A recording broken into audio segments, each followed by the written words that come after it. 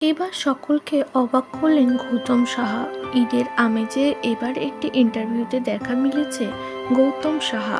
সেখানে অপু বিশ্বাসের ফটো দেখিয়ে তাকে হিং দিলে তাকে বলা হয় বাংলাদেশের ঢালিউড কুইন। সেভাবে হিং দিলেও তিনি যেন মোটেই অপু বিশ্বাসের নাম বলতে চাইলেন না। ঢালিউড কুইন তার কাছে হয়ে উঠেছে শবনম ইয়াসমিন বুবলি।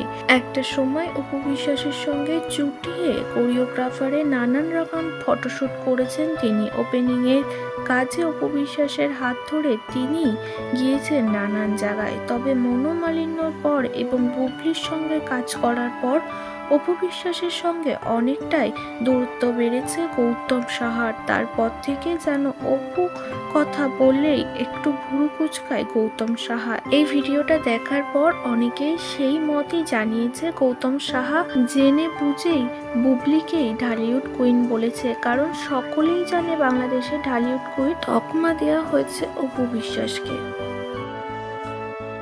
ওকে, আমি যাকে স্ক্রিনে দেখছি এখন, ওনাকে আমরা ঢালিউড কুইন বলি।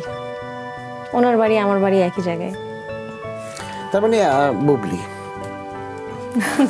রাইট? ওনার বাড়ি আমার বাড়ি একই জায়গায়। ও বগুড়া। তোমাকে আমি পারছি না, আচ্ছা ঠিক আছে, আবার যাই। ভুলে গেলেন। ওর কথা বললেই মানে একটু কেমন লাগে।